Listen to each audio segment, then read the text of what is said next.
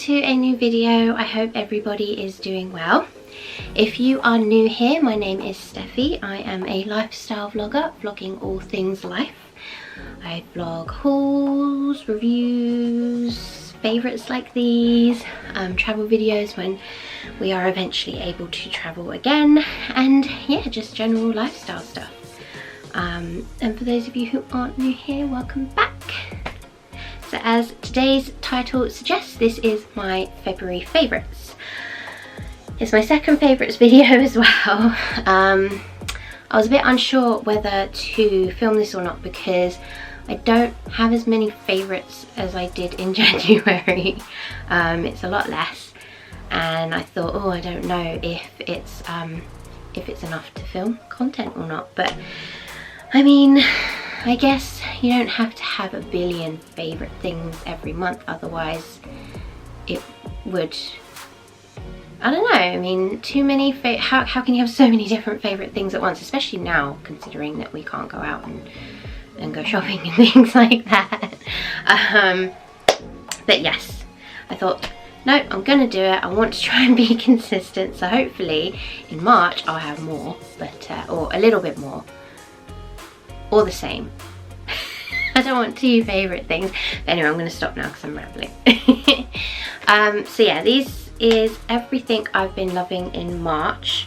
I'm going to start with the non-show and tell stuff. So the first section will be TV shows / movies. So in February I blitzed 2 Netflix shows. The first one was Bridgerton. And I was late to the game. I didn't watch it as soon as it came out. I can't remember when it came out, but it was on the list to watch. It's just I have so much stuff on my lists.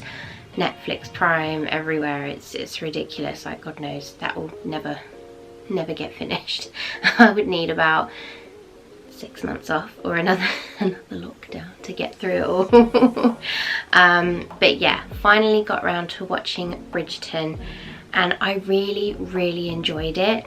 I love anything that's period dramas, especially, I like Tudor more, but Victorian times, etc. Love anything like that. And this show was very fabulous. And also the fact that it was made by the Shondaland production company. You just know it's going to be good because you've had How to Get Away with Murder from them, Scandal, and I think Grey's Anatomy as well. Yes, I think so. I've not watched Grey's Anatomy. But yeah, Bridgerton. It is kind of a cross between, I would say, Gossip Girl and, what did they say? Which is Gossip Girl and kind of like Pride and Prejudice type historical period drama. Basically it's set in the Regency era in Britain, and there is this author called Lady Whistledown, and she publishes a newspaper basically revealing all the scandalous goings on between all the very prominent families in London. So you have the Duke of Hastings, you've got the Bridgerton family, there's the Featheringtons, and yeah, it's just deliciously scandalous and very drama filled.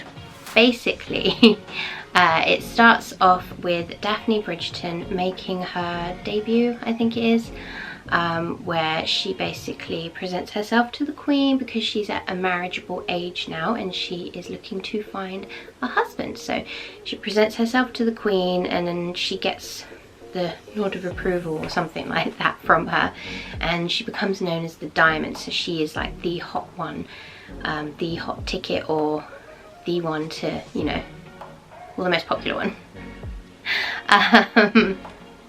And so she is excited to marry and find a suitor, but she wants to marry for love because that's what happened with her parents.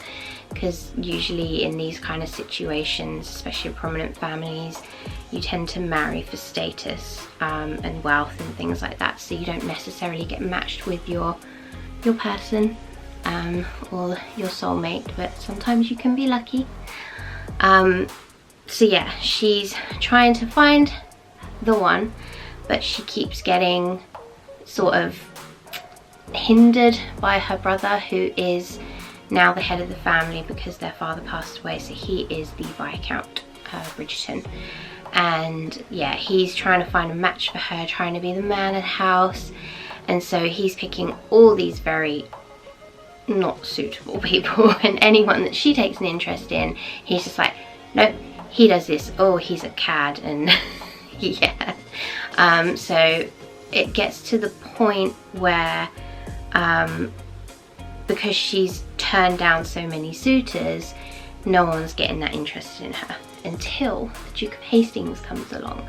And they basically make a pact to say he doesn't want to get bothered by the mothers who are trying to basically put forward their daughters to marry him. And she obviously wants to find the best suitor that she can, so they pretend to be courting so that the other guys, typical males I guess, see her, they get jealous and they're like, nope, I want her, and then they try and come and court her again. And obviously with a typical setup like this, you're gonna fall in love. So but I'm not gonna go too much into it. I definitely recommend it if you haven't seen it already, but I'm pretty sure the majority of the nation has seen it, neither world. But yeah, my other half Dave said to me, why is it so popular, why do you like it so much?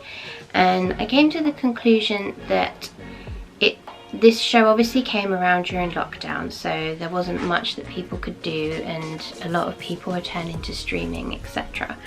And I was thinking about it and I thought this show is very luxurious. You've got amazing, beautiful costumes, such exquisite looking dresses.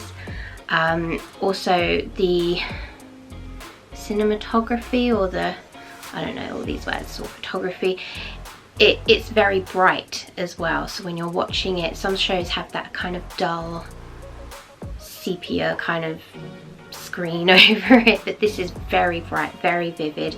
Couple that with the costumes, and then you've got the scandalous bits and the drama, so it's an escape basically for us who cannot go anywhere. We can't go on holiday, we can't see our families, so this is the next best thing. We can basically immerse ourselves in this world because it's just so fabulous that you forget about all the crap that we're currently going through.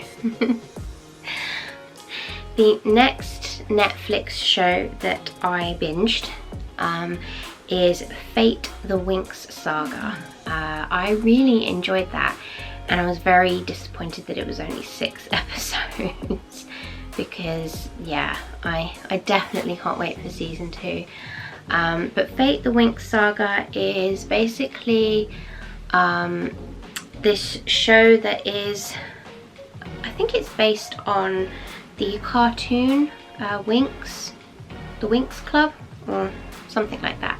World of fairies, and you've obviously got our world and then there's their world. So you basically have this character Bloom, who has been living in the mortal world and didn't know that she had powers until this other fairy came along and basically said, we can help you with your powers, we can help you learn how to use them. I have a school that you can come to in the other realm. So that's kind of how it all starts. She basically attends a magical boarding school in the other world. And she obviously is bunked up with other fairies. You've got Musa, who is an empath fairy. There's Stella, who is a light fairy. Terra, who is an earth fairy. And then there is Aisha, who is a water fairy. And then Bloom is a fire fairy. It's really good. The effects are really good, and the finale is yeah, it's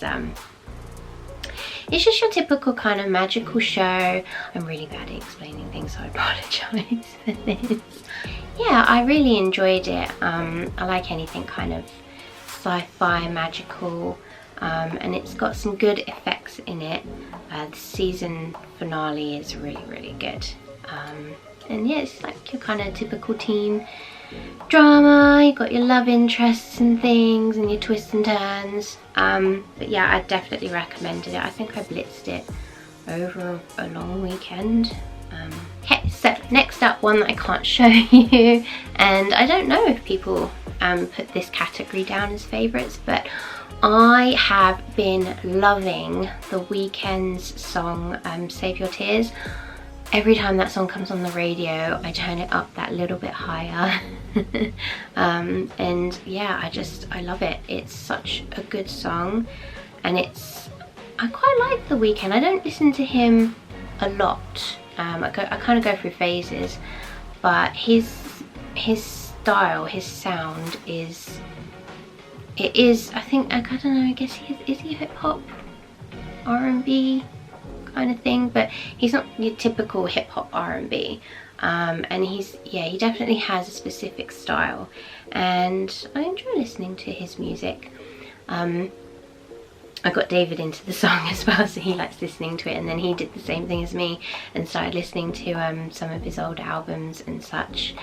And we went so far as to go and look at tickets for, I think it's next year, for a concert over here, which, is it next year? I think it is, yeah. But that didn't come about in the end. I think I lost the seats because it's really hard to book 2 seats. If there's a 3, they won't let you book it because apparently, you know, some people don't want to sit on their own, so whatever. But yeah, I've been loving listening to that song in the month of February. Another thing I've been loving in February was filming and YouTube, and you know, getting videos up. I went through a little bit of a spike of views and comments and such, but it's kind of slowed down now. Must be a phase. But yeah, it was really fun seeing, you know, people commenting and the view count going up, because it made me feel like people were enjoying watching my videos, because I'm still very, very small. As of now, I've got 154 subscribers, which is small in comparison to the world of YouTube, but it's still 154 people that are hopefully watching and enjoying what I do. But yeah, I enjoyed that a lot last month. Obviously I didn't get a load of videos out, but there's only so much you can do at home. But if you have any suggestions for videos that you might want to see from me in the future, please do let me know, comment below. Okay, food now. There's only one item, because, well, I think that's a good thing anyway, because if I had too many snacks, it's not good. But I have been loving this. It is the Dairy Milk Crunchy Bits bar. This is so good. Now this came about because last year I had the Cadbury's Crunchy Easter egg, but it was the, I can't remember the name of it now. It wasn't a regular one. This was basically a giant Easter egg with crunchy bits infused into it, and then obviously you get your little crunchy bars and stuff. And I loved it so much. And then I thought to myself, right, it's not quite Easter yet, even though there are Easter eggs out. I'm pretty sure they do the crunchy in the form of like a Cadbury bar, and lo and behold they did. And so yeah, I've been enjoying that. And last but not least, I have a book favourite for you, and that is A Court of Thorn and Roses by Sarah J. Maas, I think it's pronounced. It's got 2 A's in it. This book is so good. I literally couldn't put it down. Sorry, I love doing this when I have a book. That book smell. But yeah, I couldn't put this down. It's so good. And it's that good that I immediately bought the second one. Because this is part of, I don't think it's a trilogy. There's so far I think there's, how many? I think it's at the front of the book. Nope, okay. Alright, so far there's about 4 of these, I think, 4 or 5. But this again is a sort of magical kind of fairy book in which humans and fairies are at war. In that humans used to be enslaved to fairies, and there was a great war that broke out, and basically the humans and fairies came to a truce, and I think they wrote up this agreement, which basically said, right, there's a wall, you live on this side of the wall, we'll live on this side of the wall, and we won't bother you. And so the humans were liberated and went on to live their lives, but they still had certain interactions where some fairies would break through the barrier because it's a magical wall, and come through, and yeah, it's not fun. But this basically is about a human girl called Feyre who lives with her 2 sisters, or is it 3 sisters?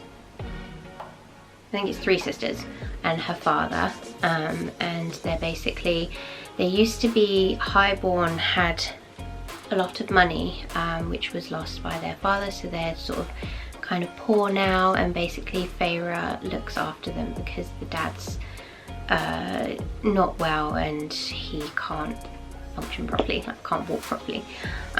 So Feyre basically takes care of her family and goes hunting and basically provides the best that she can for them. Whilst hunting, one day she shoots the wrong animal and basically chaos ensues, and she's taken as punishment back to the fairy world because she basically killed a fairy. And then just all sorts of hijinks ensue, and it's a typical kind of, you know, human hates fairy, and she eventually begins to understand their world and sympathizes to an extent. I don't want to go too much into it because I don't want to spoil, but it's a really good book and I would definitely recommend it, and I'm very excited to read the second one. So that was my February favourites. I hope you enjoyed this video. Let me know if you have any similar favourites that I have mentioned, the chocolate, the books, etc. Or what have you been, or what were you loving in February? As always, if you enjoyed this video, please do give it a like, subscribe if you haven't already, and I'll see you in the next one. Bye.